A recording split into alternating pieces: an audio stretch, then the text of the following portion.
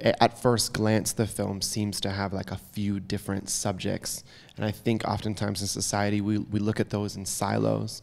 I think it's really important to see them all in one story and see how they connect and how they feed into each other. And this idea of violence in the film is a thread between how Miles engages with the world and how the police engage with black men and how neighborhoods experience violence when they're being overturned economically. These are all actions that have reactions within each other. And so we wanted to create a container where you saw them all at once and saw how they live in one, petri dish.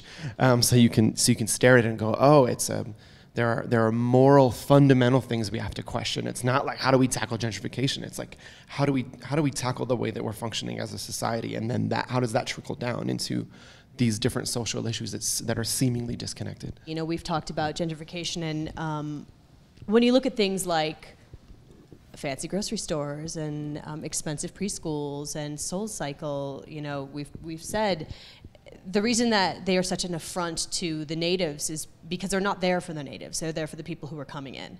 And it does feel violent because it's really the start of a way to kick them out of the place that they're from. I think it's been a part of our creative expression in every single thing that we do, and so this film got to be a continuation and an extension of that. But certainly one of the most gratifying things for me in watching it, and this being the first time doing it, I didn't know that this would happen. I wasn't sure that this would work, but it certainly was what we were trying to have happen, was that we were trying to have Oakland represented in the way that it has always felt to us.